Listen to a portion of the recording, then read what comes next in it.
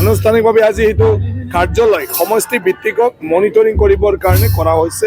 Already আমাৰ সেইদিনা BPFৰ মানে জৰিয়তে এটা কাৰ্যালয় তাত মানে অপেন কৰা হৈছে আৰু বিভিন্ন ঠাইতো অলৰেডি কাৰ্যালয় সৰু সুৰাকৈ লোৱা হৈছে, যাতে মানুহখিনিয়ে তাৰ পৰাই নিজৰ কিবা যদি বিষয় থাকে, ভোটাৰ লিষ্ট কিবা চাব লগা থাকে সেইবিলাকত চাব পাৰিব।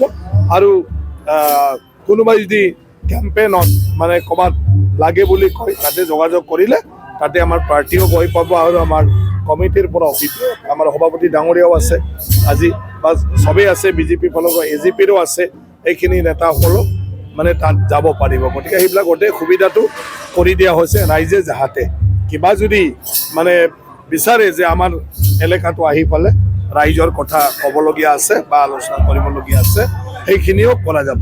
বিজেপি ডাঙৰীয়া দৰঙাজুলিত পাৰ্কেজুলিত আহিব। গতিকে ইয়াত মানে আমিতো 50,000 মান মানুহ মানে তাত মানে গেডাৰিং হ'ব। গতিকে সেইটোৱে আমাৰ চবতকৈ ডাঙৰ এটা প্ৰচাৰ মিটিং হ'ল, য'ত মুখ্যমন্ত্ৰী ডাঙৰীয়া আহিব আৰু আমাৰ হাগ্ৰামা মহিলাই ডাঙৰীয়া মানে তেওঁ আহিব আৰু অন্যান্য কাৰ্যসূচী হাগ্ৰামা মহিলাই ডাঙৰীয়া ইয়াত আৰু সমাপন কৰিব। দিলীপ শইকীয়া ডাঙৰীয়াও আমাৰ আহিব ইয়াত। যোৱাকালি আছে গোটেই আজি BPF গোটেইখিনি আছে আৰু গাঁৱে ভূঞেও BPF মানে পৰশীৰ পৰাই মিটিং কৰি আছে কণ্টিনিউৱাছলি, আপোনালোকে নিশ্চয় দেখা পাইছে। গতিকে BPF আৰু BJP নেতৃত্বত আৰু AGP নেতৃত্বত যিখিনি কেম্পেইন হৈ আছে, মই ভাবোঁ এতিয়া কোনো এলেকা বাদ পৰি যোৱা নাই। এতিয়া চুবুৰী আৰম্ভ হৈছে। গতিকে প্ৰত্যেকটা চুবুৰী তাতেও আমাৰ মানে জনসম্পৰ্কটো হৈ উঠিব। প্ৰত্যাহ্বান হ'ব বুলি ভাবে নেকি? নিৰ্বাচনত মই কাক বা বেছি কাক বা কম ক'ব নোখোজোঁ। প্ৰমোদ বড়ো ডাঙৰীয়াও এজন পলিটিচিয়ান হয়, নেতাও হয়, আৰু বুদ্ধি কৌশল বহুত আছে।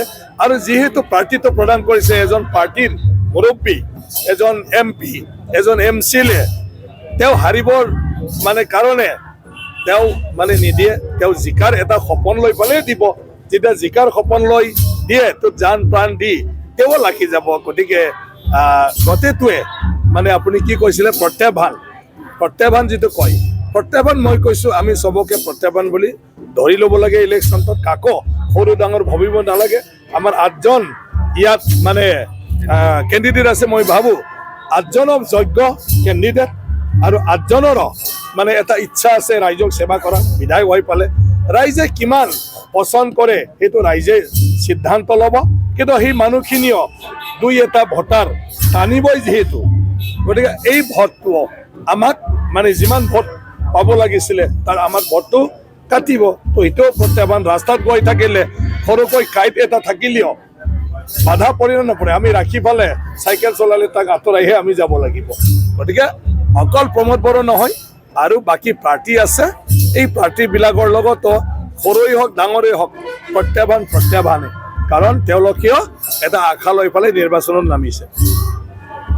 প্ৰচাৰটো আমাৰ হৈ আছে আজিও গোটেই তামোলপুৰ এলেকাত, মানে গোটেই VCDC বা প্ৰাইমাৰী এলেকাত আমাৰ 4টা কাৰ্যসূচী হ'ব আৰু 4টা নহয় 5টা 6টাই আছে আজি টোটেল কাৰ্যসূচী লৈ পেলাই কাৰ্যসূচী লৈ। গতিকে এতিয়াতো দেখিছোঁ বৰ্তমানলৈকে অকল NDA মানে পাৰ্টিৰহে প্ৰচাৰটো চলি আছে। বাকীখিনি দেখা যাওক কি কৰে। এতিয়া UPPL প্ৰমোদ বড়ো ডাঙৰীয়া আছে, তেখেতে কৈ আছে যে পাৰ্টিৰ প্ৰেচাৰতহে দিছে, এনেকুৱা ধৰণৰ তেওঁৰ বিশেষ মানে ব্যক্তিগতভাৱে MP হোৱাৰ পিছত তেওঁৰ ইচ্ছা নাছিল।